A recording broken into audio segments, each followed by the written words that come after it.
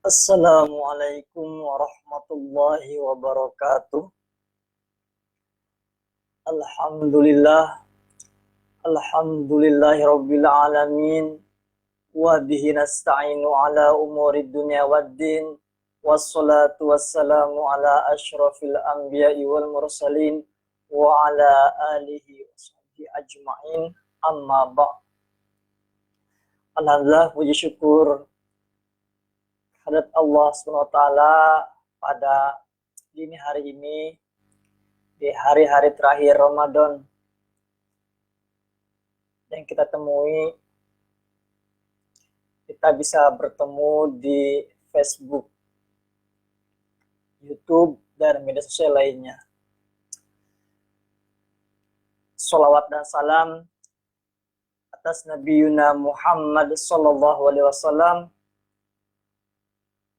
yang telah mengajarkan kita, memberikan inspirasi kepada kita, memberikan pencerahan, memberikan arahan kepada Al-Quranul Karim sebagai guidance Al-Huda. Sebelumnya mohon maaf tadi beberapa kali ada gangguan sekitar 20 menit karena ini masih belajar-belajar ya. Mungkin istilahnya dakwah bil medsos atau via internet. Jadi kalau memang ada teman-teman yang ahli, silahkan memberikan masukan dan sarannya. Ini Musfiroh kayaknya lagi online ya. Alhamdulillah, gimana kabarnya? Juga rekan-rekan yang lain yang sekarang bisa bertemu via online ini. Kebetulan ada beberapa program dari Ma'had Quran Anamfal khususnya atau Anamfal Group terkait lembaga-lembaga yang terkait 10 hari terakhir Ramadan ini. Sedih sekaligus bahagia, bahagia sekaligus sedih, kita akan mengakhiri bulan Ramadan ini. Insya Allah sebelum Idul Fitri kita akan mengkhatamkan kajian Tafsir Nusantara ya. Tafsir Nusantara ini membahas kebetulan ada 2 surah. Yang pertama surah Al-Fatihah yang insya Allah nanti akan pagi, setiap pagi 10 hari terakhir ini. Yang kedua adalah tafsir surah Yasin. Pemilihan ini ada berapa pertimbangan. Pertama mengingat waktu, yang kedua surah-surah yang sering kita ulang. Al-Fatihah sering kita ulang dalam sholat. Nah, kita fokus kepada surah Yasin pada dini hari ini. Sedangkan kalau surah Yasin ini sering kita dawamkan, kita amalkan khususnya pada hari Jumat, baik malamnya maupun paginya. Nah, ini semoga bisa khatam Tafsir Nusantara ini. Tafsir Nusantara ini ada beberapa makna yang dimaksud. Yang pertama adalah tafsir-tafsir Al-Quran yang dikarang oleh mufassir atau mu'alif dari Nusantara. Baik dari mulai Abdurrauf Asingkel dari Aceh sampai dengan mufassir Indonesia sekarang Profesor Dr. Qurasyihab dengan tafsir Al-Misbahnya. Dan juga biasanya menggunakan bahasa Indonesia ataupun bahasa daerah. Ada tafsir yang menggunakan bahasa Sunda, bahasa Jawa. Kebetulan saya skripsi juga membahas mengenai tafsir Al-Iqlil. Al-Iqlil ini adalah tafsir daripada adik daripada pengarang tafsir Al-Ibriz. Al-Ibriz disusun oleh Bisri, Kiai Haji Bisri Mustafa, ayah dari Mustafa, Kiai Haji Mustafa Bisri. Nah, sedangkan Al-Iqlil adiknya, Kiai Haji Misbah Zainul Mustafa. Nah, tapi kalau untuk khusus ini, dalam tafsir Yasin ini, ada 3 yang jadi rujukan utama tafsir Nusantara ini. Dan ketiga-tiganya ini menggunakan bahasa Indonesia. Nah, bahasa Indonesia ini yaitu yang pertama adalah tafsir Quran Karim yang disusun oleh Profesor Dr. Mahmud Yunus. Nah, mungkin saya tunjukkan tafsirnya sebagai ini perkenalan juga ya. Nah, ini tafsirnya beliau, tafsir Quran Karim. Yang kedua adalah tafsir Quran yang disusun oleh Haji Hamidi dan Fahrudin dan Haji Fahrudin HS. Atau mungkin karena ini Sumatera, Buya Haji Zainuddin Hamidi dan Fahrudin HS. Nah, ini juga 30 juz seperti tadi ya. Ini sama-sama lengkap 30 juz. Nah, ini yang kedua. Yang ketiga adalah menggunakan tafsir Kyai Haji atau Buya Umar Bakri yang berjudul Tafsir Rahmat. Ketiganya ini khusus cukup populer di Indonesia, khususnya tafsir Quran Karim yang disusun oleh Profesor Dr. Mahmud Yunus. Karena beliau juga menulis banyak kamus bahasa Arab, pendidikan Islam juga, dan beliau salah satu yang menginisiatori untuk pendirian perguruan tinggi agama Islam negeri di Indonesia. Tentu yang juga menjadi inspirasi perguruan tinggi swasta di Indonesia. UIN, dulu namanya masih IN, sebelumnya namanya kalau nggak salah Adia atau Aida, saya lupa ya. Nah, itu yang mempeloporinya adalah termasuk Profesor Dr. Mahmud Yunus. Jadi memang beliau itu seorang mufasir tapi bergerak, seorang pendidik, mencerahkan tapi juga melakukan kontribusi nyata, tidak hanya dakwah di kursi duduk-duduk saja, tetapi beliau go di lapangan. Nah, kita langsung saja membahas surah Yasin. Tapi sebelum membahas ayat pertama, kita kenalan dulu nih mengenai surah Yasin ini. Apalagi untuk teman-teman yang sering baca surah Yasin, ini surah Yasin ini bagaimana sih penjelasannya ya? Umumnya. Saya lupa satu lagi. Yang silahkan barangkali yang hadir boleh komentar ya, nama dan sekarang tinggal di mana. Kalau ada yang tanya, ya sharing-sharing aja, kita belajar bareng, silahkan komentar. Untuk yang terkait dengan sertifikat, hubungi kontak admin, nanti bukti kehadirannya dari komentar ya. Nanti admin teknisnya silahkan dulu ya. Nah, nanti untuk makna perkatanya kami menggunakan daripada Kementerian Agama, makna perkatanya. Jadi ada 3 tafsir yang menjadi rujukan utama tafsir Nusantara ini. Quran Karim itu sebelum Indonesia merdeka. Nah, kalau 2 tafsir ini setelah merdeka ya, diterbitkan ataupun disebarluaskan kepada masyarakat. Nah, tadi kembali lagi kepada profil surah Yasin ini. Yang pertama, surah Yasin ini termasuk golongan surah-surah Makkiyah. Jumlah ayatnya ada 83. Surah Yasin ini surah yang ke-36.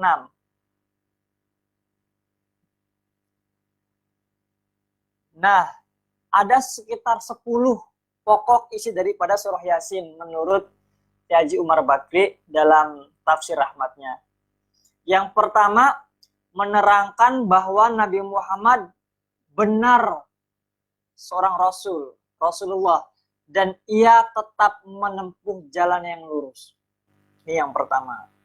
Yang kedua, umat dakwah ada 2 golongan.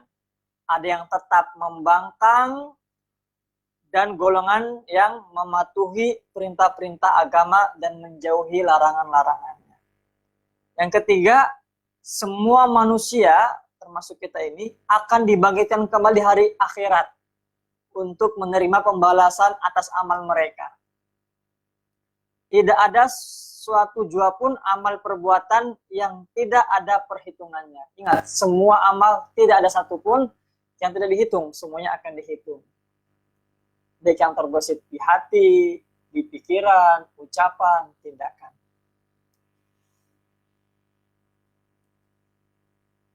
Yang keempat, contoh-contoh akibat kedurhakaan dan kemusyrikan diberikan kepada orang-orang musyrik agar mereka beriman. Yang kelima, berbagai contoh yang memberikan keyakinan bahwa berbangkit, hari kebangkitan itu akan terjadi dengan pasti. Disebutkan seperti tanah yang tandus, hidup dengan subur, kembali sesudah diturunkan hujan. Nah, jadi kan tanah tandus, ada air hujan, jadi subur kembali. Nah, itu diumpamakan dalam surah Yasin ini. Tetapi tidak memberi bekas pada orang-orang musyrik dan mereka tetap dalam kekafirannya. Yang ketujuh, menerangkan pembalasan orang-orang kafir dan penyesalan mereka. Orang-orang mukmin memasuki surga dengan nikmat yang tiada terhingga. Yang kedelapan, memperingatkan orang-orang kafir yang mengikuti rayuan setan. Yang kesembilan, binatang banyak faedahnya untuk manusia. Yang kesepuluh, akan adanya hari berbangkit cukup tanda-tandanya pada alam semesta dan pada diri setiap orang. Ini 10 pokok isi surah Yasin menurut Kiai Haji Umar Bakri dalam Tafsir Rahmat. Nah, tetapi tentu kami yakin ada yang belum tereksplorasi. Nanti misalkan menarik bagaimana Chrisye menciptakan sebuah lagu yang sangat terkenal sampai sekarang, ya, yang juga terinspirasi dari surah Yasin ini. Luar biasa. Jadi dari surah Yasin ini menciptakan satu lagu yang melegenda, yang filmnya pun ada, yang menginspirasi seorang musisi kenamaan Indonesia, Chrisye. Itu dari surah Yasin juga. Juga Kasim Muzadi juga pernah menyinggung. Ya, surah Yasin ini ada ayat-ayat mengenai antariksa. Dan ini belum begitu dieksplor. Ya. Nah, gimana nih dengan tafsir-tafsir ini? Dan tentu ketika tafsir ini disusun sesuai dengan konteksnya. Tetapi tentu mufasir juga tidak ingin tafsirnya hanya dibaca setahun, 2 tahun, 5 tahun. Dia ingin lekang. Dia ingin panjang waktunya. Walaupun tidak sampai hari kiamat barangkali, tetapi bisa berpuluh-puluh bahkan ratusan tahun. Nah, kita langsung saja, insya Allah pada pertemuan pertama ini kita sampai jam 3 ya. Masih ada 1 jam 20 menit lagi lah. Kita ngaji bersama-sama dulu. Coba kita baca dari ayat 1 sampai dengan ayat 11. Nanti kenapa sampai 11? Nanti akan diberikan penjelasan. Nah, silahkan yang mendengarkan juga boleh ikut ngaji juga. Jangan lupa ambil wudhu. Kita mengaji bersama juga boleh sambil minum. Ya.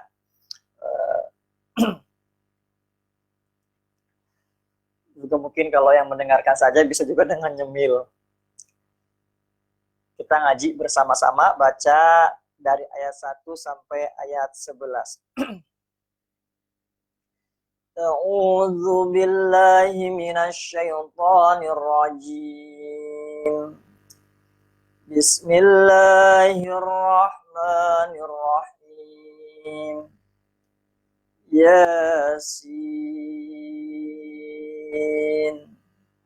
wal Qur'anil Hakim. Innaka laminal mursalin ala siratim mustaqim. Tanzilal azizir rahim. Litunzira qauman ma unzira aba'uhum fahum ghafilun. laqad haqqal qawlu ala aktsarihim fahum la yu'minun. Inna ja'alna fi a'naqihim aghlala fahiya ilal azqani fahum muqmahun. Wa ja'alna min baini aydihim saddan wa min khalfihim saddan fa aghshaynahum fahum la yubsirun. Wasawa'un alaihim a'anzartahum am lam tunzirhum la yu'minun. Innama tunziru man ittaba'a dzikra wa khasyar rahmana bil ghaib. Fabashshirhu bimaghfiratin wa ajrin karim. Kita coba maknai dan nanti kita mencoba untuk menafsirkan, khususnya ini perspektif daripada alim ulama mufasir Indonesia. Ini juga menambah khazanah tafsir yang dikaji di Ramadan, haji pasaran, di tengah biasanya ngajar tafsir Jalalain, tafsir Ibnu Katsir, khususnya Jalalain yang sangat marak. Nah ini ulama-ulama kita juga punya karya, mari kita bahas sebagai mungkin new point of view ya. Tentu mereka juga para alim ulama mufasir kita juga insya Allah merujuk juga kepada mufasir ya tadi yang menulis tafsir Jalalain, tafsir Ibnu Katsir dan sebagainya. Ayat yang pertama ya. Yasin. Nah, Yasin ini tidak diartikan makna. Ya, jadi misalkan di sini hanya Yasin, tertulis lagi Yasin. Nah, makanya di dalam tafsir Mahmud Yunus, tafsir Quran Karim, beliau Yasin dimaknai dengan Yasin Allah mengetahui maksudnya. Ya. Nah, ini biasanya penjelasan ayat-ayat seperti ini sama halnya dengan Hamim, Kaf, Ha, Ya. Nah, seperti itu. Alif, Lam, Mim. Nah, ini biasanya di Al-Baqarah, karena Al-Baqarah ini mengawali, makanya biasanya para mufasir menjelaskan di Al-Baqarah. Makanya di Tafsir Rahmat pun Kyai Jumar Bakri menjelaskan silakan merujuk pada ayat 1 surah Al-Baqarah untuk penjelasan daripada Yasin ayat pertama ini. Nah, jadi tadi Prof. Yudin menjelaskan Yasin ini hanya Allah yang mengetahui maksudnya. Nah, tapi tafsir Rahmat sudah diterangkan artinya pada awal surah Al-Baqarah ayat pertama ya, Alif Lam Mim. Nah, ini menarik dalam tafsir Quran yang disusun oleh Buya Hamidi dan Buya Fahrudin HS. Nah, ini beliau memaknai ayat 1, Yasin itu adalah hai manusia. Nah, beliau memberikan penafsiran perkataan manusia maksudnya ialah Nabi Muhammad SAW, mengingat ayat 3 menyebutkan ya, innaka laminal mursalin, sesungguhnya engkau adalah seorang di antara rasul-rasul. Nah, jadi menurut tafsir Quran ya, tadi yang disusun oleh Kiai Haji Fahrudin HS dan Kiai Haji Zaiduddin Hamidi, jadi hai manusia, ya itu kan biasanya kan ya ayyuhallazina, ya hai wahai, ya ayyuhallazina amanu, ya ayyuhallazina, ya ayyuhal mu'min, ya ayyuhan nas, ya ayyuhal kafirun, ya hai, wahai. Nah, sin ini manusia. Nah, maksudnya manusia itu adalah Nabi Muhammad, ya. Makanya Yasin itu juga ada mufasir yang menjelaskan ini nama lain daripada Nabi Muhammad, ya. Karena tadi ini terkait dengan ayat selanjutnya, ayat 3, ya. Karena kan innaka laminal mursalin, sesungguhnya engkau adalah seorang di antara rasul-rasul. Ya. Nah, tapi kalau kita tadi merujuk, coba kita buka bagaimana di surah Al-Baqarah ayat 1 penafsirannya.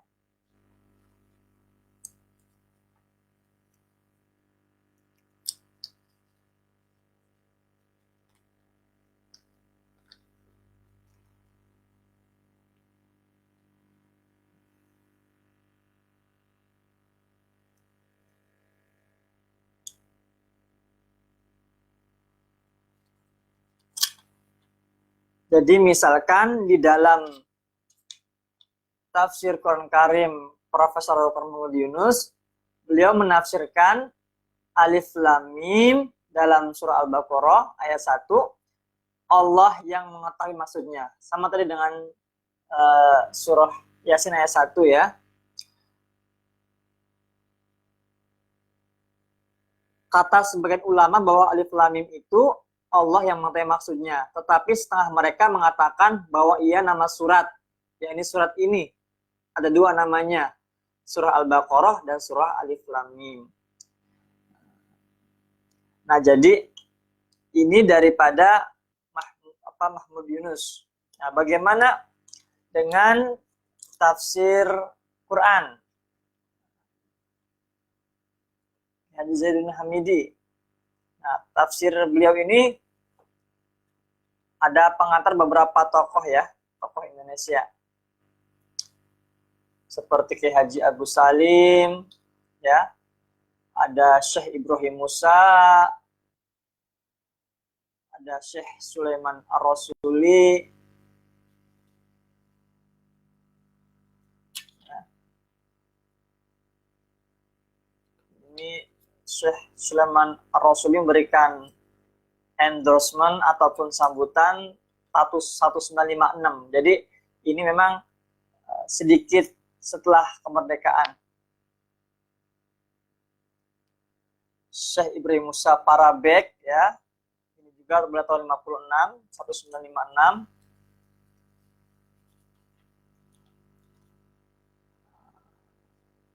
Haji Agus Salim, dia pada tahun 53. Beberapa tokoh yang memberikan endorsement ataupun pengantar, ya. Nah, tadi kembali kepada bagaimana tanggapan Zaidun Hamidi dan Fakhruddin HS dalam menafsiri Al-Baqarah ayat 1, karena ini mirip dengan surah Yasin ayat 1. Nah, jadi beliau menjelaskan seperti ini. Alif Lam Mim adalah huruf-huruf potong yang kebanyakan ahli tafsir menyerahkan pengertiannya kepada Tuhan, pada Allah, karena hanya Tuhan saja yang tahu maksudnya. Surah-surah ini yang dimulai juga dengan alif lam mim ialah surah Ali Imran, ya, surah Al-Ankabut, surah Ar-Rum, surah Luqman, surah Sajdah. Ibnu Qayyim dalam Badi'ul Fawaid menerangkan bahwa dimulai surah ini dengan alif keluarnya dari rekungan, dan lam keluarnya dari lidah, dan mim keluarnya dari bibir. Berarti isinya meliputi keadaan-keadaan yang terjadi di dunia ini. Nah, yang lain-lainnya, ya.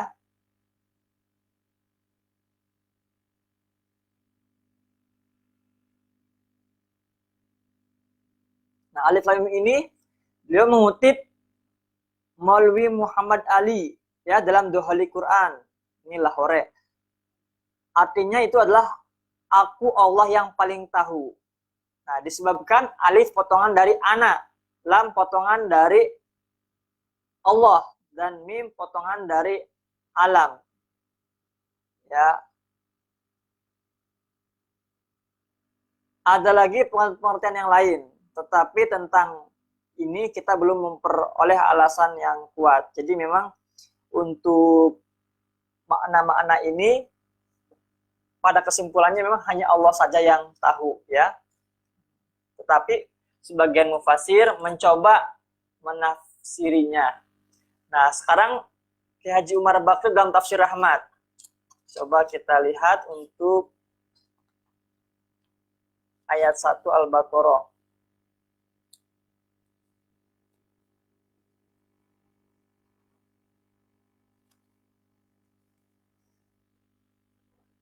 Ayat ini dibaca putus-putus satu demi satu huruf. Ia tersusun dari huruf-huruf alfabet Arab. Tidak mempunyai arti seperti perkataan. Nah, jadi ini tidak memiliki arti seperti perkataan. Misalkan Faisal, Faisal, ya. Atau ada yang bahasa Arabnya ada yang Faisal, Fa, ya, Swad, nah sebagainya. Nah itu kan ketika digabung menjadi makna, ya. Nah ini ketika digabung tidak menjadi makna seperti perkataan. Ada 29 surah yang dimulai dengan huruf-huruf yang berbunyi seperti, nah ini total surah-surah yang Al-Quran terdiri daripada 114 surah. Nah, 114 surah ini ada 29 yang diawali dengan huruf-huruf seperti ini, ya. Ada surah Qaf, surah Ha, surah Ain Shad, Alif Lam Ra, Alif Lam Shad, dan sebagainya. Ada ahli tafsir yang berpendapat Allah Subhanahu wa taala sajalah yang tahu apa maksudnya. Makanya tidak ditafsiri lagi. Itu aja udah, hanya Allah yang tahu. Dalam tafsir Al-Manar, ya, ini disusun oleh Syekh Rashid Ridho Muhammad Abduh, dijelaskan bahwa maksudnya untuk menarik perhatian pendengar kepada ayat-ayat yang akan dibacakan sudah itu. Nah, jadi dengan adanya ayat yang seperti ini menarik perhatian. Kok kitab suci begini awalnya? Kok kita petunjuk hidup, guidance of life, kok diawali dengan huruf-huruf yang tidak jelas artinya? Mungkin bagi sebagian orang bisa berpikir seperti itu, apalagi di kalangan non-muslim atau bahkan ateis. Yang mungkin pada awalnya dianggap ini membuat hal yang melemahkan Islam. Tetapi nanti kalau kita mengkaji lebih jauh lagi, justru ini melihat ada suatu hal keajaiban, mukjizat, ya, daripada Al-Quran itu sendiri, ya. Jadi ini untuk menarik perhatian. Jadi bikin tanda tanya dan sebagainya, menerka-nerka dan sebagainya.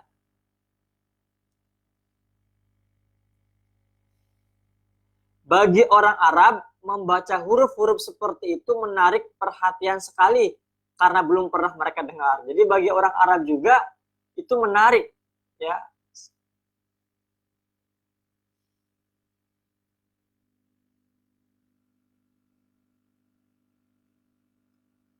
Jadi perhatian mereka tertuju sepenuhnya pada apa yang akan disebutkan Rasulullah, ayat 2 dan sebagainya, ya. Sudah itu, pada umumnya yang diterangkan sudah itu ialah tentang Al-Quranul Karim, mukjizatnya, kebenarannya, wahyu Allah SWT, dan lain-lain. Soal yang sangat penting. Kalau diumpamakan dalam rapat, ibarat palu ketua rapat untuk menenangkan hadirin. Nah, jadi kan mau ada rapat, topel dulu. Perhatiannya jadi terfokus. Nah, jadi Alif Lam Mim Yasin. Ini perhatikan. Nanti ada yang akan mau dijelaskan, ya.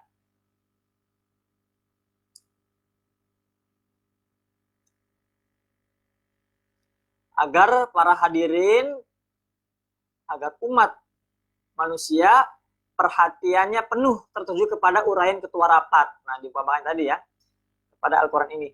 Inilah tafsir yang masuk akal, rasional. Pada surah-surah lain yang dimulai dengan huruf-huruf, keterangan ini tidak diulangi lagi. Jadi beliau juga tidak menerangkan lagi. Surah-surah tadi ada berapa? 29 ya. Nah, termasuk surah Yasin. Beliau juga tidak menjelaskan menafsir, nggak diulang lagi lah. Seperti itu. Tapi kayak tadi, kecuali ada penambahan mufasir yang memang diyakini kebenarannya oleh mufasir seperti Zainuddin Hamidi. Oh, ini hai manusia, Yasin itu artinya. Tapi ingat yang dimaksud manusia adalah Nabi Muhammad. Oke, mungkin sudah cukup ayat yang pertama. Kita sekarang menuju ayat yang kedua ya, surah Yasin.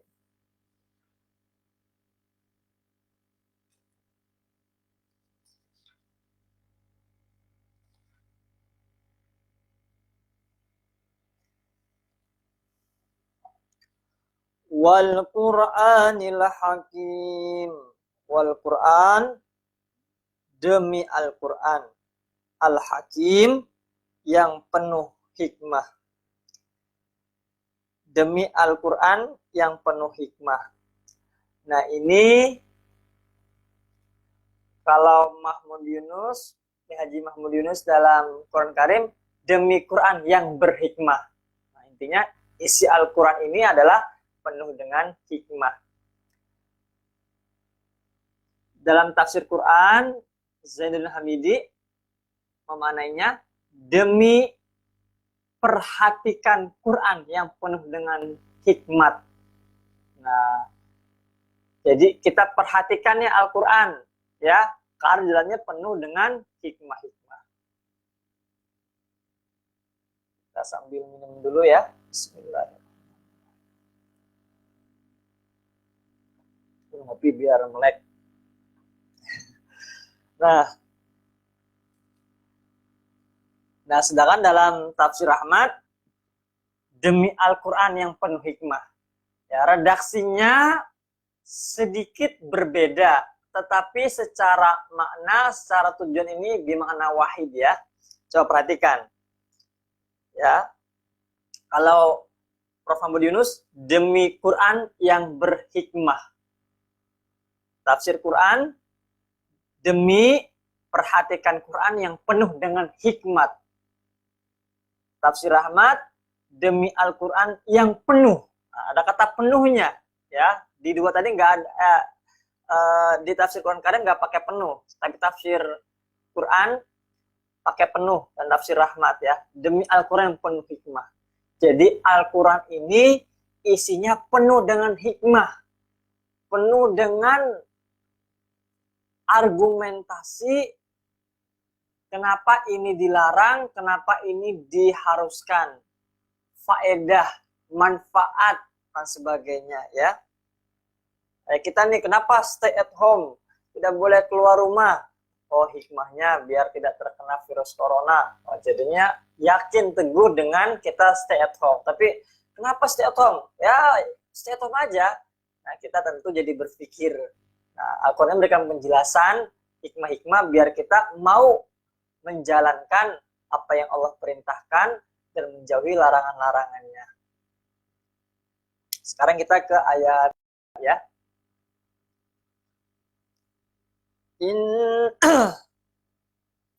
Innaka laminal mursalin. Innaka, sungguh engkau. Nah, ini yang dimaksud K-nya di sini adalah Nabi Muhammad. Laminal mursalin, adalah salah seorang dari rasul-rasul.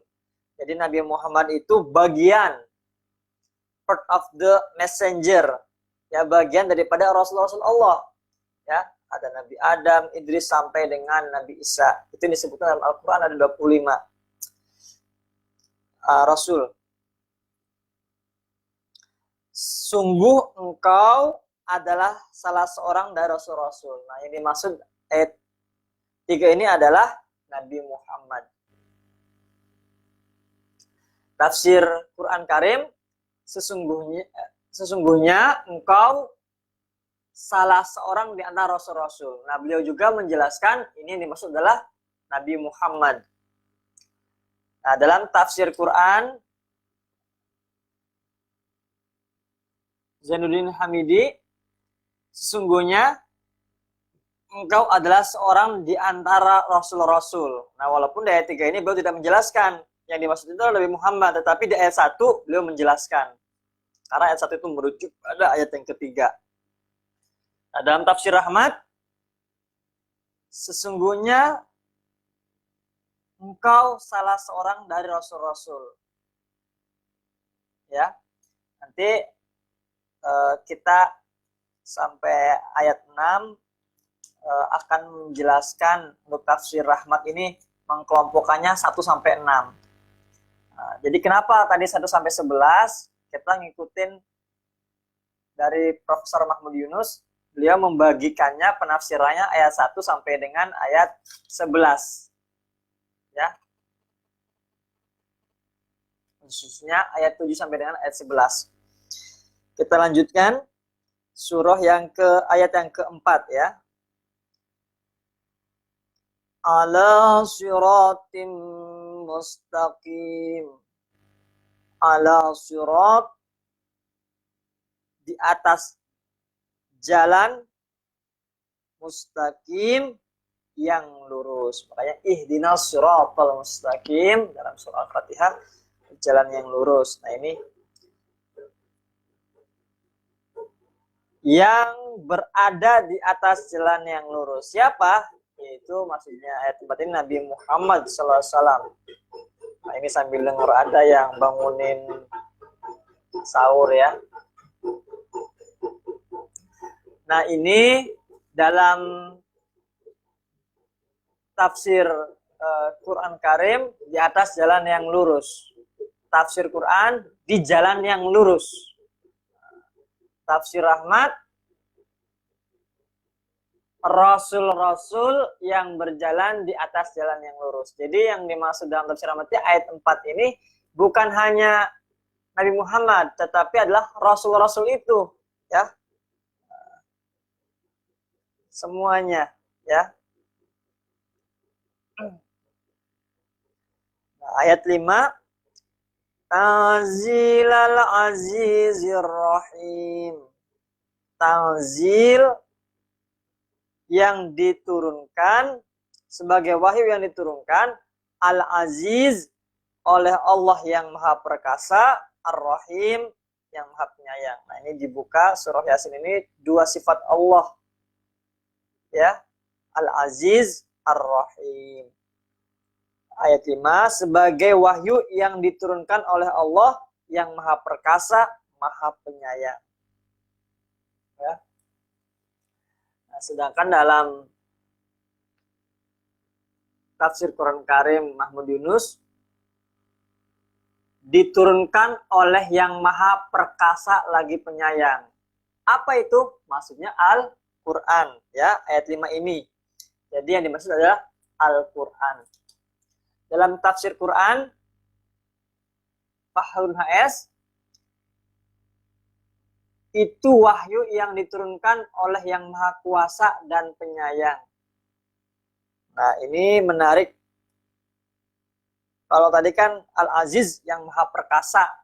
Kalau Zainuddin Hamidi dan Fahrul HS memaknai Al-Aziz ini adalah yang Maha Kuasa. Berarti kan yang Maha Perkasa ya.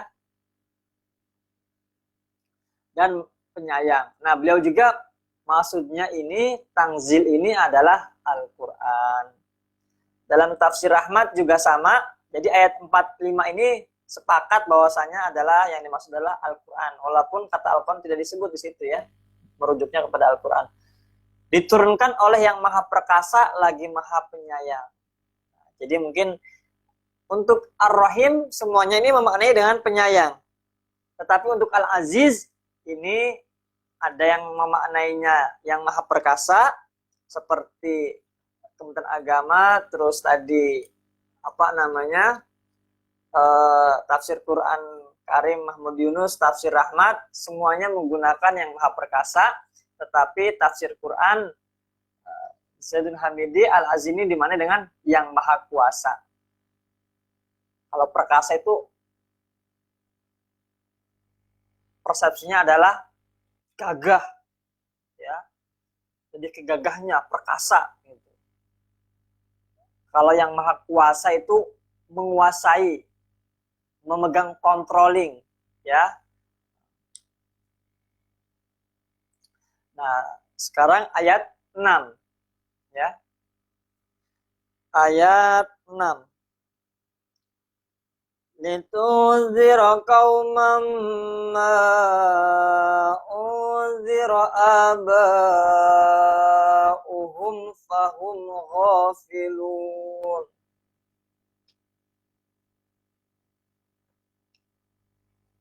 Litunzira, agar engkau memberi peringatan kauman kepada kaum ma unzira, yang belum pernah diberi peringatan aba'uhum, nenek moyangnya. Fahum, karena itu mereka ghafilun, lalai. Agar engkau memberi peringatan kepada suatu kaum yang nenek moyangnya belum pernah diberi peringatan, karena itu mereka lalai. Nah, dalam tafsir Quran Karim ayat 6 ini, supaya engkau beri peringatan kaum yang belum pernah diberi peringatan bapak-bapak mereka. Jadi aba'uhum itu bapak-bapak mereka. Lalu mereka itu lalai. Nah, ghafilun dimana memang lalai. Dalam tafsir Quran Buya Zainuddin Hamidi, supaya engkau dapat memberi peringatan kepada kaum yang belum pernah bapak-bapak mereka. Jadi ini sama juga, aba'uhum, bapak-bapak mereka menerima peringatan. Sebab itu mereka sedang, nah ini menarik, mamanya dengan lengah. Ghafilun, mereka sedang lengah. Kalau tadi lalai, lengah. Diksinya berbeda yang diambil tetapi di makna wahid. Lengah dan lalai. Ya, sebetulnya tidak jauh beda. Tapi menarik kenapa yang dipilih kata itu. Dan itu juga di dalam bahasa Indonesia kan ada lengah, lalai. Nah, dalam tafsir Rahmat ayat 6, Syekh Jumar Bakri memaknai supaya engkau memberi peringatan kepada kaum yang bapak-bapak mereka belum lagi diberi peringatan. Mereka lalai. Apa lalainya? Menurut Syekh Jumar Bakri, memperhatikan seruanmu. Seruan Nabi Muhammad, seruan Al-Quran. Nah, ini tiga tafsir ini menjelaskan aba'uhum itu yang bapak-bapak mereka. Tetapi yang menarik di Kementerian Agama ini memaknainya dengan nenek moyang. Jadi maksudnya bapak-bapak itu kan bukan bapak satu orang atau ayah kandung, tetapi ini maksud adalah nenek moyang, ya. Nah, untuk ayat 1 sampai dengan 6. Nah, ini menarik daripada tafsir Rahmat yang disusun oleh Kiai Umar Bakri. Ini saya temukan juga tafsir ini di masjid di Singapura, ya, termasuk di masjid kalau tidak salah Al-Muhajirin di MUIS, Majelis Ugama Islam Singapura, ya. Di perpustakaan masjidnya itu ada tafsir ini, di samping tafsir Quran Karim Mahmud Yunus, dan cetakannya ada juga di sana distribusinya. Jadi menarik, ini dua tafsir ini saya temukan di Singapura dan di Malaysia, dikaji, ya. Tapi kalau tafsir Quran Fahrul Hais ini saya belum menemukan ketika di sana. Nah, jadi Kiai Jumar Bakri dan Tafsir Rahmat menjelaskan ada 2 poin untuk keseluruhan penafsiran ayat 1 sampai 6. Yang pertama, ya, dalam ayat-ayat ini tercantum 2 rukun iman. Yang pertama adalah iman kepada Al-Quran yang penuh hikmah. Al-Quran adalah satu kitab yang lengkap dan sempurna. Wahyu Allah Tuhan yang maha perkasa lagi maha pengampun. Tidak ada yang keliru dalam Al-Quran. Semua ayatnya mengandung hikmah yang dalam. Pokok-pokok keselamatan umat manusia di dunia dan kebahagiaan mereka di akhirat telah diterangkan di dalamnya. Al-Quran petunjuk dan rahmat Allah yang tidak ternilai harganya. Ya, jadi ini Masya Allah, rahmat dari Allah yang tidak ternilai harganya ini. Kalau kita nggak ada Al-Quran, bagaimana menjalani hidup? Apalagi mempertanggungjawabkan kehidupan ini. Ya, kan mungkin tidak meyakini kalau tanpa ada Al-Quran adanya kehidupan setelah kehidupan ini. Yang kedua, iman kepada Rasul-Rasul Allah. Nabi Muhammad adalah salah seorang dari mereka. Dia menjadi Rasul penutup. Nah, ini juga keyakinan kita sebagai ahlu sunnah wal jamaah atau sunni. Ya, bahwasanya Nabi Muhammad itu penutup. Ini berbeda pemahaman dengan yang menganggap Mirza Ghulam Ahmad misalkan sebagai Nabi, ya, Ahmadiyah. Tapi mayoritas Muslim di dunia kita meyakini Nabi Muhammad ini adalah penutup para nabi. Ya. Rasulullah bertugas menyampaikan wahyu Allah itu kepada bangsa Arab dan bangsa-bangsa lain. Rasulullah diutus menjadi rahmat bagi seluruh alam. Jadi Rasulullah itu walaupun orang Arab, turun di Arab, lahir di Arab, tetapi pesan-pesan wahyu yang disampaikan, ajaran, konsepsi dari malaikat Jibril dari Allah Subhanahu wa taala itu bukan hanya untuk orang Arab, tetapi untuk seluruh bangsa di dunia sampai yaumil kiamah nanti. Nah, itu ya. Jadi ayat 1 sampai 6 itu menjelaskan dua keimanan. Iman kepada kitab-kitab, yakni Al-Qur'an, dan iman kepada rasul-rasul, yaitu Nabi Muhammad sallallahu alaihi wasallam. Kita lanjut ayat 7. Laqad haqqal qawlu ala aktsarihim fahum la yu'minun. Laqad haqqa, sungguh pasti berlaku, sungguh pasti berlaku, al-qawlu, perkataan,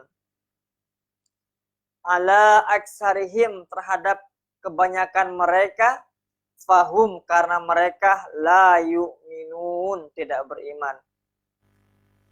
Sungguh pasti berlaku perkataan, maksudnya hukuman, terhadap kebanyakan mereka karena mereka tidak beriman. Nah, dalam tafsir Quran Karim, Profesor Muhammad Yunus menjelaskan makna ayat 7, sesungguhnya tetaplah perkataan Allah, yaitu siksaan terhadap kebanyakan mereka karena mereka tidak beriman. La yu'minun, tidak beriman. Tetapi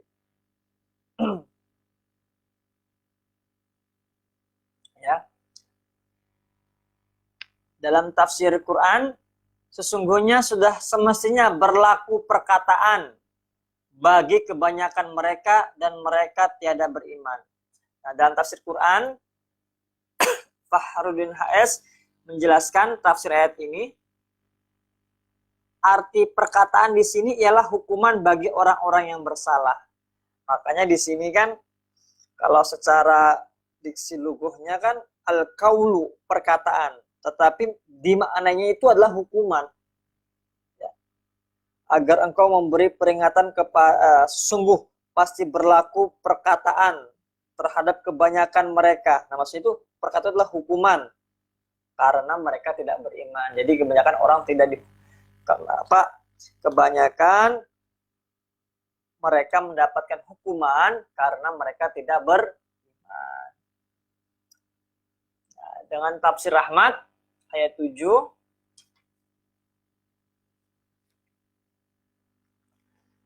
sesungguhnya sudah pasti azab menimpa kebanyakan dari mereka.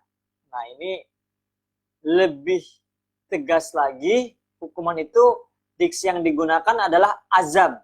bahkan pasti, sudah pasti azab menimpa kebanyakan dari mereka. Dan pengarang tafsir Rahmat ini, Kiai Haji Umar Bakri, memang pernah berseteru ya, kontroversi dengan salah satu sastrawan yang menerjemahkan Al-Quran dengan puitis. Nanti kita bahas, itu menarik ya. Ada sampai bikin bukunya. Tapi yang jelas beliau itu juga bikin tafsir yang lain ya, yang digunakan di pesantren modern Gontor ya. Tafsir madrasi mengenai pendidikan. Jadi beliau juga memang ahli bahasa Arab ya. Tidak salah-salah. Nah, beliau itu memaknainya dengan azab. Tapi semuanya sepakat makna di sini, kenapa orang-orang atau mereka itu kena azab karena tidak beriman. Ya. Beriman ini sangat penting menjadi pondasi dalam kehidupan dan untuk akhirat. Ya. Ayat 8. Inna ja'alna fi a'naqihim aghlala fahiya ilal azqani fahum muqmahun. Inna sungguh kami ja'alna telah memasang fi a'naqihim di leher mereka aghlalan belenggu. Fahia lalu tangan mereka ilal azqani diangkat ke dagu, fahum karena itu mereka mukmahun tertengadah. Nah, dalam tafsir Quran Karim Mahmud Yunus, sesungguhnya kami pasangkan belenggu di kuduk mereka sampai ke dagunya, sedang kepala mereka tertengadah.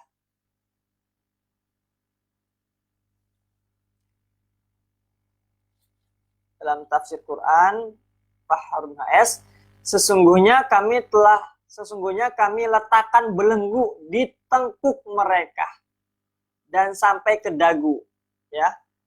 Maka kepala mereka tertengadah ya.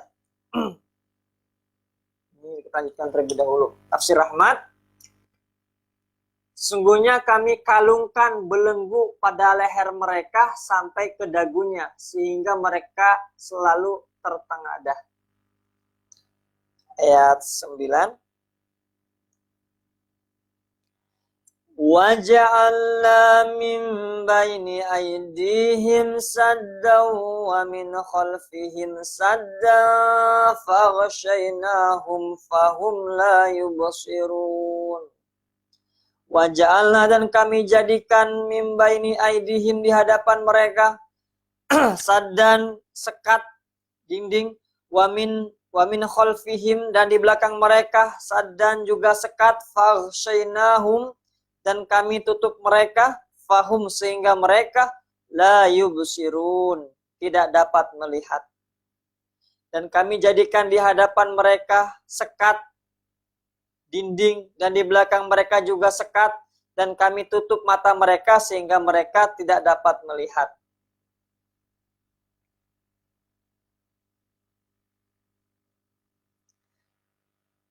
Dalam tafsir Quran Karim, dan kami adakan satu tutup di hadapan mereka dan satu tutup di belakangnya. Di hadapan ditutup, di belakang ditutup. Lalu kami tutup mata mereka. Sudah di depan ada sekat, di belakang ada sekat, mata ditutup juga, sehingga mereka tidak melihat sesuatu apapun. Ini terkait dengan orang yang disebut dalam ayat sebelumnya ya.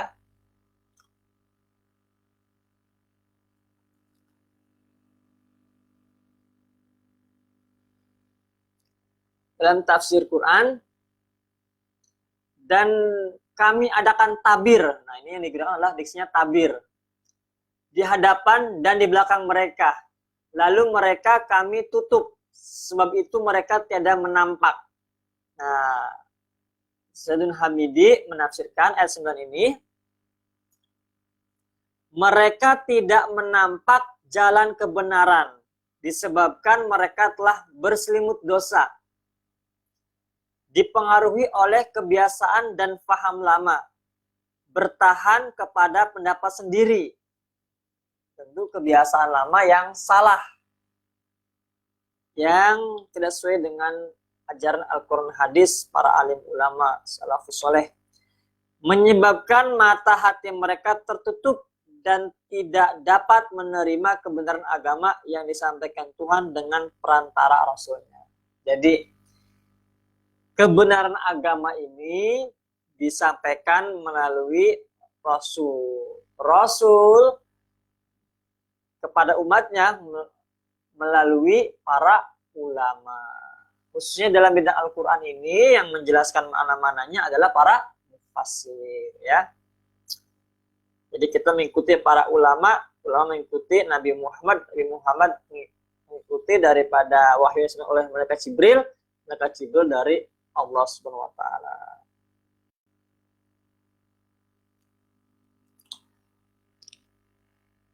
Ayat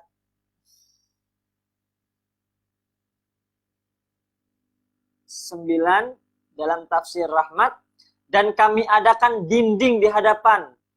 Nah, ini kan tadi ada yang bermakna sekat, ya.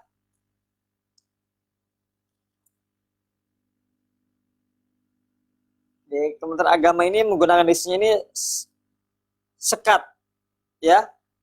Tafsir Quran Karim ini menggunakan diksinya adalah satu tutup, ya, ditutup.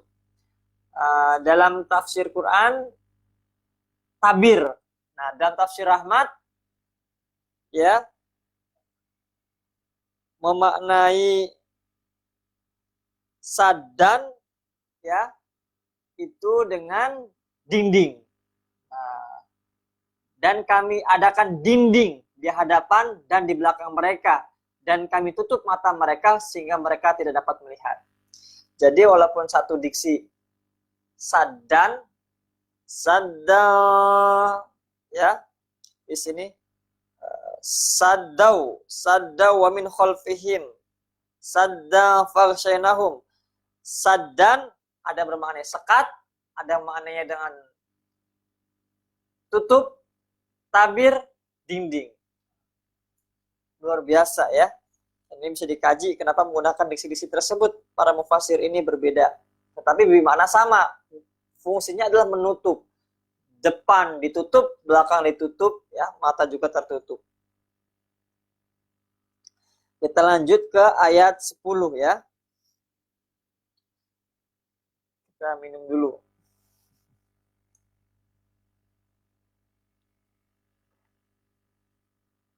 Juga ngopi biar makin melek. Teman-teman sukanya kopi apa ini? Nah, tadi ayat 10 sekarang, ya. Wasawa'un 'alaihim a'anzartahum am lam tunzirhum la yu'minun. Wasawa'un, dan sama saja, alaihim, bagi mereka, a'anzartahum, apakah engkau memberi peringatan kepada mereka, am lam tunzirhum, atau engkau tidak memberi peringatan kepada mereka, la yu'minun, mereka tidak akan beriman juga. Ya, ayat 10, dan sama saja bagi mereka, apakah engkau memberi peringatan kepada mereka atau engkau tidak memberi peringatan kepada mereka, mereka tidak akan beriman juga. Nah, inilah pentingnya kita belajar tafsir. Jadi kayak ayat ini nih. Wasawa'un 'alaihim a'anzartahum am lam tunzirhum la yu'minun. Ayat ini menjelaskan kita percuma nih mengajak ke agama Allah, berdakwah, ya, karena mereka itu tidak akan beriman. Pakainya ayat 10 ini surah Yasin, tidak melihat ayat sebelumnya, tidak lihat ayat setelahnya, belum lagi ayat-ayat di luar surah Yasin ini yang terkait munasabahnya. Hanya lihat terjemahnya saja. Nah, ini bisa berbahaya. Sehingga kita ya udah tidak bisa berdakwah lah. Orang mereka juga gak bakal beriman kok, ya. Nah, Jadi ini kita harus lihat konteks daripada ayat ini, baik asbabun nuzul, pemahamannya dan sebagainya ya. Bagaimana dengan tafsir Quran Karim ayat 10? Dan sama saja bagi mereka, baik engkau beri peringatan mereka atau tidak engkau beri peringatan, nescaya mereka tidak juga beriman. Tafsir Quran, sama saja bagi mereka engkau beri peringatan atau tidak, mereka tidak juga akan beriman. Nah, siapa yang dimaksud? Nah, kita lanjutkan ya. Tafsir Rahmat, sama saja bagi mereka apakah engkau memberi peringatan atau tidak, mereka tidak akan beriman. Jadi kesimpulannya Pak ayat 10 ini, diberi peringatan ataupun tidak diberi peringatan tidak akan merubah keimanan mereka. Tapi jangan berarti di sini, kita belajar lagi, kita memahami lagi isi-isi makna dari Al-Quran. Ayat 11 ya.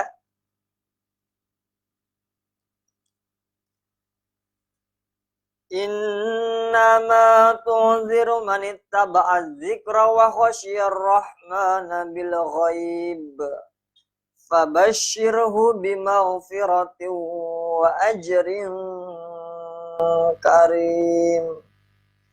Innama tunziru, sesungguhnya engkau hanya memberi peringatan manit taba'a, kepada orang-orang yang mau mengikuti az-zikra, peringatan, wa khosyah, dan takut, ar-Rahman, kepada Tuhan yang Maha Pengasih, bil ghaibi, walaupun mereka tidak melihatnya ya. Allah tidak kita lihat secara langsung kasat mata ya.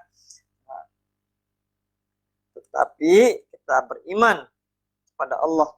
Fabashshirhu, maka berilah mereka kabar gembira, bimaghfiratin, dengan ampunan, wa ajrin, dan pahala, karim, yang mulia. Ayat 11, sesungguhnya engkau hanya memberi peringatan kepada orang-orang yang mau mengikuti peringatan dan yang takut kepada Tuhan yang Maha Pengasih, walaupun mereka tidak melihatnya. Maka berilah mereka kabar gembira dengan ampunan dan pahala yang mulia. Nah, Kementerian Agama memberikan makna pada ayat 11 ini. Peringatan, penafsiran maksudnya. Peringatan yang diberikan oleh Nabi Muhammad SAW hanyalah berguna bagi orang-orang yang mau mengikutinya. Ada kemauan. Nah, ini akan berguna peringatan dari Nabi Muhammad ini, seruan-seruannya ya. Nah, kita lihat dalam tafsir Quran Karim ayat 11. Hanya yang engkau beri peringatan, yang menerimanya ialah orang yang mengikuti peringatan. Maksudnya di sini adalah Al-Quran. Dan takut kepada yang Maha Pengasih, maksudnya Allah. Dengan yang ghaib, siksanya yang belum kelihatan. Maka berilah dia kabar gembira dengan ampunan dan pahala yang mulia. Nah, jadi menarik kalau tadi Kementerian Agama memaknainya ini, maksudnya bil ghaib itu adalah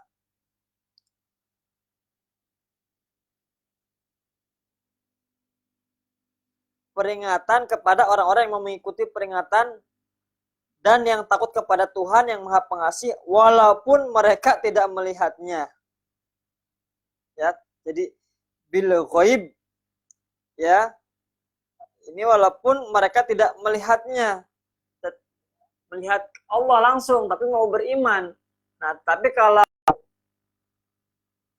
Mahmud Yunus, maksudnya bil ghaib itu ini berbeda maknanya, yaitu siksanya yang belum kelihatan. Siksanya, bukan Allahnya. Zat Allahnya, wujud Allahnya yang tidak kelihatan. Tetapi di sini ghaib ini adalah siksanya yang belum kelihatan. Ya, ini berbeda maknanya bil ghaibi. Bagaimana dengan tafsir Quran? Ayat 11. Engkau hanyalah dapat memberikan peringatan kepada orang yang mengikuti pengajaran dan takut kepada Tuhan yang pemurah dalam keadaan tidak kelihatan. Sebab itu, berikanlah kepadanya berita gembira akan beroleh keampunan dan pahala yang banyak. Nah, tafsir Quran juga ini bil ghaibi ini memang kepada Tuhan yang keadaannya tidak kelihatan, ya, tidak terlihat. Nah, dalam tafsir rahmat, engkau hanya dapat memberi peringatan kepada orang-orang yang mengikuti peringatan itu dan takut kepada Tuhan yang Maha Pemurah.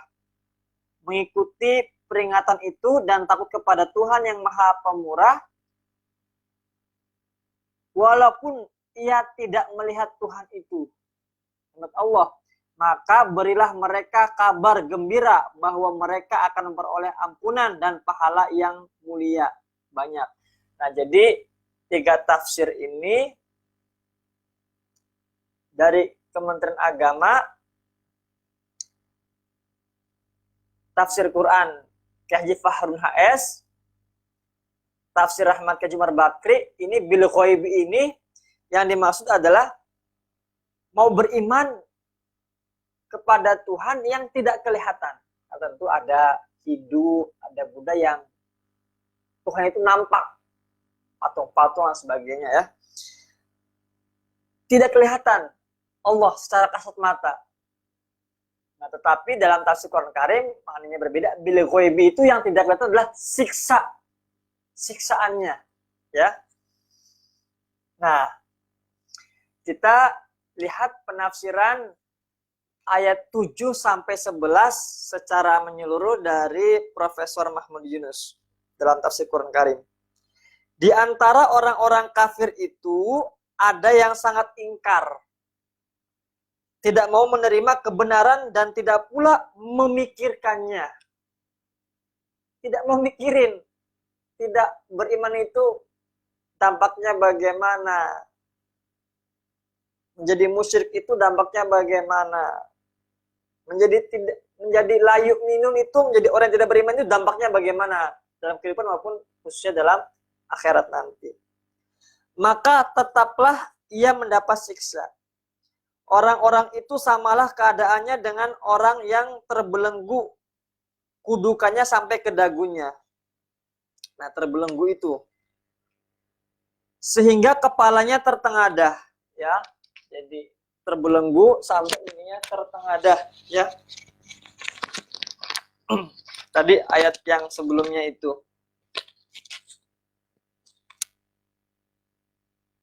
Ayat 9, ya.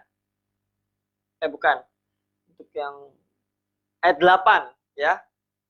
Fahum mukmahun. Sebab itu, ia tidak dapat menundukkan kepalanya atau menoleh ke kiri atau ke kanan. Maka seperti demikian pula lah orang yang ingkar itu. Tidak mau menundukkan kepalanya, menerima kebenaran, dan tidak pula mau menoleh ke kiri dan ke kanan untuk memperhatikan kebenaran Islam. Jadi ayat 8 ini, inna ja'alna fi a'naqihim aghlala fahiya ilal azqani fahum mukmahun. Ini adalah sebagai sebuah perumpamaan orang yang tidak beriman, yang terbelenggu, mata banyak ke atas, tidak bisa ke kiri, tidak bisa ke kanan, menengok ke kanan ke kiri untuk mengambil pelajaran, ya, memperhatikan kebenaran Islam, agama Islam ini. Atau umpamanya seperti orang yang terpenjara, di hadapannya ada dinding. Nah, tadi ini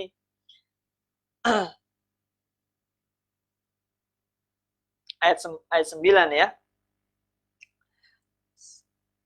Di hadapannya ada dinding dan di belakangnya ada dinding pula, sedang matanya tertutup, tidak melihat sesuatu apapun. Jadi ini kalau ada nur ala nur, ya, ini gelap dalam kegelapan. Depan dinding, belakang dinding, mata ditutup, ya. Udah malam di hutan, ya. Benda kecil, wah udah susah. Nah, gitu. Double.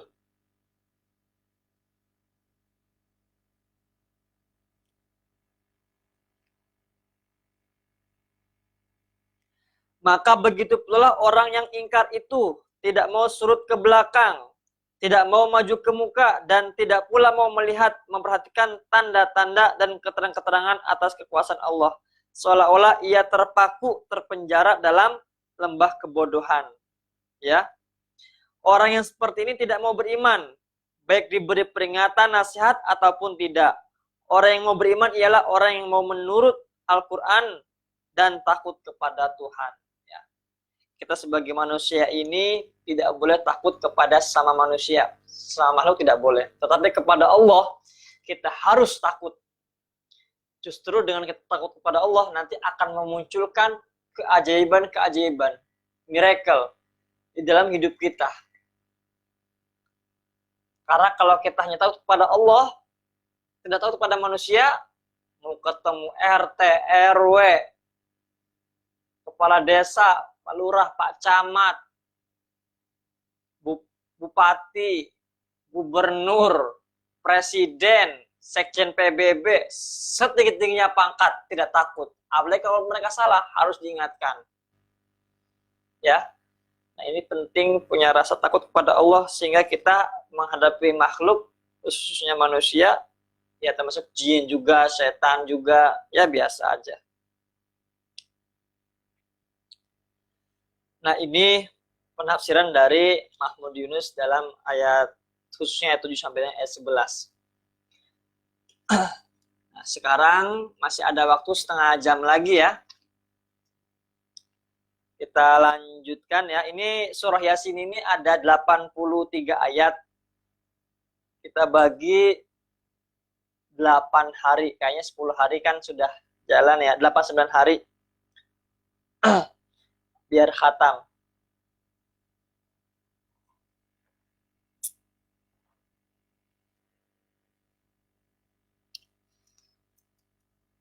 Nah, kita tambah satu ayat dulu, ayat 12. Inna nahnu nuhyil mauta wa naktubu ma qaddamu wa atharahum wa kulla syai'in ahsaynahu fi imamin mubin. Inna nahnu, sungguh kamilah, nuhyi yang menghidupkan, al-mauta orang-orang mati, wa naktubu dan kamilah yang mencatat, ma qaddamu apa yang telah mereka kerjakan, wa atharahum dan bekas-bekas yang mereka tinggalkan, wa kulla syai'in dan segala sesuatu, ahsainahu kami mengumpulkannya, fi imamin dalam kitab, mubin yang jelas. Ayat 12, sungguh kamilah yang menghidupkan orang-orang yang mati, dan kamilah yang mencatat apa yang telah mereka kerjakan dan bekas-bekas yang mereka tinggalkan, dan segala sesuatu yang kami kumpulkan dalam kitab yang jelas. Imamim mubin ini Kementerian Agama memaknai dengan Lauh Mahfuz, ya. Nah, kita lihat dengan tafsir Quran Karim ayat 12. Sesungguhnya kami akan menghidupkan orang-orang yang mati. Nah, ini satu catatan tuh tadi mengenai hari berbangkit. Ya. Semua kita yang meninggal akan Allah bangkitkan. Saudara kita, tetangga kita, teman kita, orang tua kita, kakak kita, nenek kita ke atas yang sudah meninggal akan Allah bangkitkan, akan Allah hidupkan kembali. Kita sekarang yang masih hidup meninggal dan akan dibangkitkan kembali. Orang yang akan lahir, entahlah misalnya kayak istri saya nih sekarang setelah ada Fadil Fari pengen punya anak lagi perempuan katanya. Nah, yang bisa bedakan kosmetikan biar ada temennya, belum lahir. Nanti kalau emang lahir, nanti akan meninggal, akan Allah hidupkan juga, ya.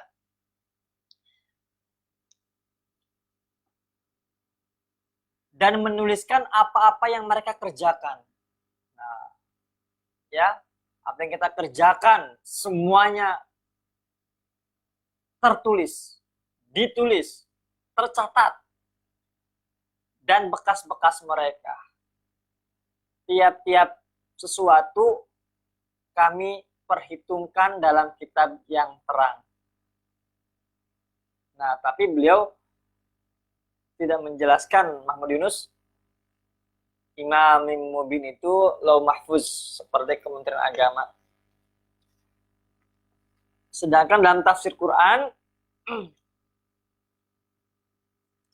ini ayat 12. Sesungguhnya kami akan menghidupkan orang-orang yang mati. Nah, beliau memberikan penafsiran, Tuhan akan memberikan kehidupan baru di alam akhirat. Menarik. Jadi ketika kita sudah meninggal itu, diksinya yang digunakan adalah kita akan dikasih kehidupan baru di alam akhirat. Dan di sana setiap orang akan diperiksa, dicek, dan segala amalnya dibalasi. Semua amal akan ada balasannya, sekecil apapun. Mau orang tahu, mau orang tidak tahu. Mau kita sendiri ataupun rame-rame. Tidak ada yang ketinggalan. Juga bangsa yang sudah mati dan telah hancur kebudayaan dan kekuasaannya dapat bangun kembali dan melukis sejarah yang gilang gemilang berkat menjalankan ajaran Tuhan. Ya. Dan kami tuliskan apa, lanjutin makna ayat 12 ya, dalam tafsir Quran. Dan kami tuliskan apa yang telah mereka kerjakan dan bekas-bekas peninggalan mereka, dan segala sesuatu kami buatkan perhitungannya dalam kitab yang terang. Jadi ayat 12 ini, sebelum kita memberikan kesimpulan, kita lihat dari tafsir Rahmat. Sesungguhnya kami menghidupkan orang-orang yang mati dan kami menuliskan apa yang mereka kerjakan dan bekas-bekas. Nah, bekas-bekas ini wa asarahum, ini yang dimaksud oleh Kiai Umar Bakri, maksudnya adalah jasa-jasa, kontribusi ya mereka, dan segala sesuatu kami buat perhitungan dalam kitab yang terang.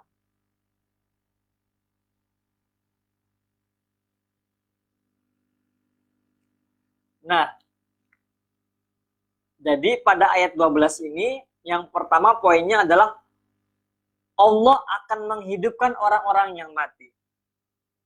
Dan pertanyaannya, tidak ada satu orang pun yang hidup di dunia ini yang tidak mati. Coba siapa? Semua manusia akan mati, akan meninggal. Termasuk saya yang berbicara, termasuk rekan-rekan, sahabat, pemirsa yang sedang mendengarkan. Nah, karena kita tahu kita ini akan mati, nah Allah ini akan mencatat, merekam semua yang kita lakukan. Nah, ini poin yang kedua. Dan akan dipertanggungjawabkan. Masya Allah ya. Kita kadang-kadang suka merasa nyaman, nggak ada orang yang lihat, ya, berbuat maksiat, berbuat dosa, zalim kepada orang lain, ya. Nah, ini nanti akan terekam, terdata, tertulis. Yang ketiga adalah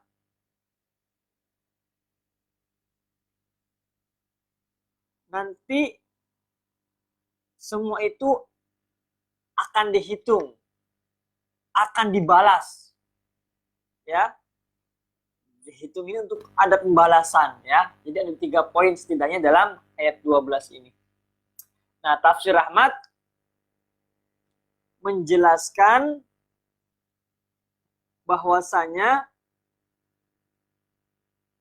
beliau mengelompokkan penafsirannya ayat 7 sampai 12. Ada 3 poin ya dalam penafsiran ini. Yang pertama, orang-orang yang tidak beriman akan menderita azab yang amat berat. Peringatan dan petunjuk tidak mempan lagi menembus hati mereka yang tertutup rapat oleh kekafiran. Seolah-olah di muka dan di belakang mereka sudah ada dinding sehingga mereka tidak dapat melihat lagi. Nah, ini Tadi terkait dengan ayat 9 penafsiran. Nah, ada 2 poin lagi. Poin yang kedua, orang-orang yang telah mati dan dikuburkan ke dalam tanah belum berakhir sejarahnya. Nah, ingat nih, orang manusia meninggal belum berakhir. Justru dia akan mulai kehidupan baru. Ya Masya Allah, kita bisa bayangkan bagaimana amal kita hisab. Ya sekali dosa yang kita lakukan. Amal-amal kita masih sedikit. Ya, jadi ketika ada manusia dikuburkan, itu belum berakhir sejarahnya. Manusia khalifah Allah tidak sama dengan makhluk lain. Binatang, burung, ikan, dan sebagainya. Berakhirlah sejarahnya sudah mati. Nah, jadi menurut Kejuar Bakri, binatang-binatang tersebut, tumbuh-tumbuhan tersebut ketika sudah meninggal, ketika sudah mati, sudah sejarahnya berhenti. Sudah pergerakan hidupnya berhenti. Di dunia saja. Nah, tapi kalau manusia ini berbeda. Makanya kita diberikan amanah untuk mengelola bumi ini, ya. Saya suka sering menyampaikan dalam pengajian tafsir dengan para santri Quran An-Nafal. Dari zaman dulu sampai zaman sekarang, singa, macan, buaya, paus, ya binatang-binatang lah yang buas-buas itu, apakah berubahnya tahun mereka jadi punya senjata baru, punya tools, punya alat baru? Tidak. Manusia dulu pakai tombak, maka sebelumnya lagi mungkin pakai apa yang kurang modern, yang kurang ampuh, terus ada tombak, bisa membunuh lawan binatang. Sekarang sudah tidak harus pakai tombak. Tombak masih terbatas. Kalau binatang yang mau dibunuhnya itu 100 meter, 200 meter, bagaimana? Nggak nyampe, nggak bisa. 1 kilometer ada nggak? Apalagi. Tapi kalau pakai pistol, pakai tembakan, ya, senapan dari sini ke sana. Sekarang kita sudah bisa menangkap singa, macan. Terus kita punya teknologi-teknologi baru, alat-alat baru. Jadi manusia itu memang diberikan luar biasa anugerah untuk mengelola dirinya, mengembangkannya, lingkungannya, ya, menguasainya, memanfaatkannya, memakmurkannya. Makanya kita tanggung jawabnya beda, nggak seperti hewan, nggak seperti tumbuh-tumbuhan, ya. Ini harus dipahami betul.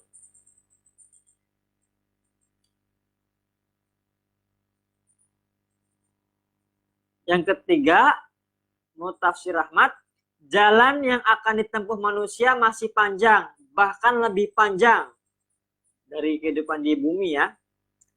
Umur kita berapa sih? 50, 60, 70, 80.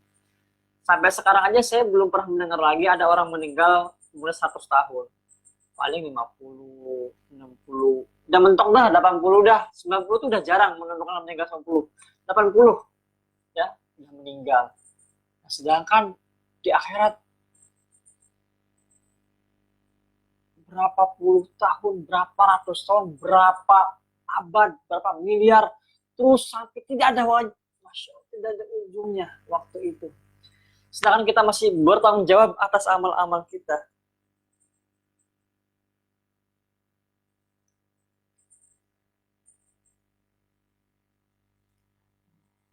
Dan bukan hanya panjang waktunya, tapi kekal, abadi. Kekal abadi di akhirat. Bekas-bekas asal tadi, ya, wa atharahum ini, dan bekas-bekas amal soleh yang ditinggalkannya juga tidak putus sejarahnya. Tadi, ya, kita hal-hal yang buruk, hal dosa, khilaf, maksiat, ada pertanggungjawabannya, sedih. Nah, tapi juga kita bahagia. Kita ada sedikit punya amal soleh, kebaikan, ya, ikhtiar berbuat baik. Ya, itu juga nggak berhenti. Amal baik itu di dunia. Terus di akhirat juga manfaat. Ya, akan mendapatkan pahala dari amal soleh yang ditinggalkannya. Rasulullah SAW bersabda, manakala anak Adam telah meninggal, ini sangat terkenal ya hadis ini. Habislah amal ibadah kecuali 3 macam. Yang pertama sedekah jariah yang dimanfaatkan. Yang kedua anak soleh yang mendoakannya, orang tuanya. Yang ketiga ilmu yang diajarkan dan dimanfaatkan. Oke, sekarang sudah waktu 50. Kita sudah sampai ayat 12 ya.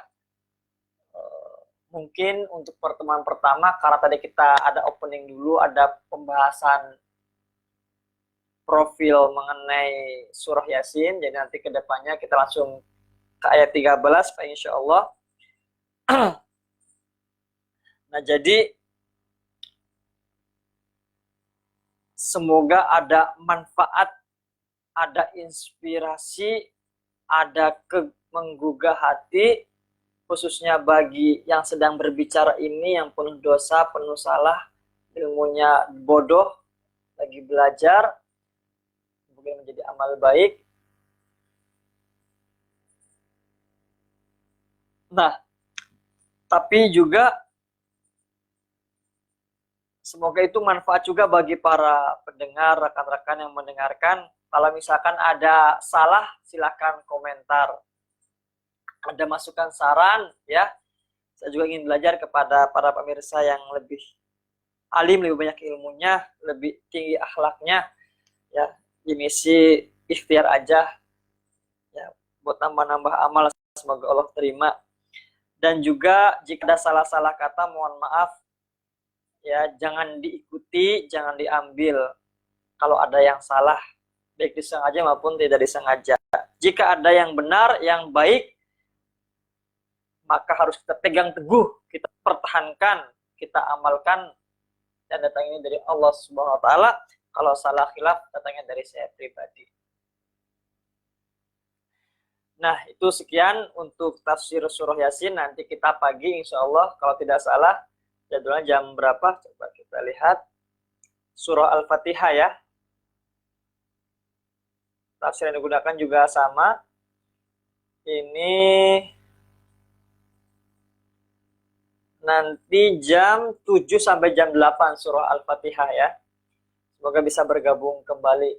Ini selain dari Facebook Faisal Hilmi, nanti bisa diakses di Facebook Pesantren Quran An-Nafal, juga bisa diakses di YouTube. Insya Allah nanti akan diupload ya di YouTube Faisal Hilmi, juga di YouTube Pesantren Quran An-Nafal.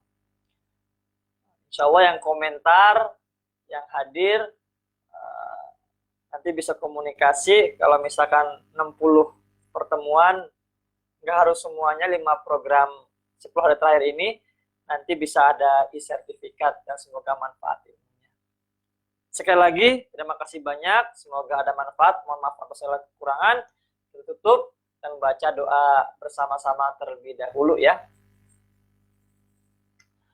Allahumma rahamna bil Qur'an waj'alhu lana imaman wa nuran wa hudan wa rahmah. Allahumma zakkirna minhu ma nasina wa 'allimna minhu ma jahilna warzuqna tilawatahu ana al-laili wa atrafan nahar waj'alhu lana hujjatan ya rabbal alamin. Allah bless us with Al-Quran. Make it our leader, our life, our guide and blessing. Allah remind us of what we forget and teach us what we don't know. Oh my beloved Allah, do Al-Quran as our reading all night and all day. all night and all day. Make Al-Quran our foundation. Ya Rabbal Alamin. Ibarakatul Fatihah.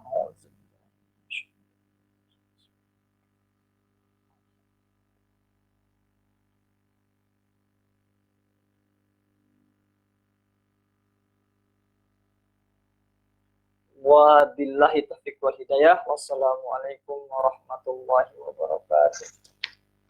Selamat sahur untuk rekan-rekan semuanya dan menjalani puasa kembali. Berkah untuk kehidupan kita fi dunia wal akhirah. Allahumma amin.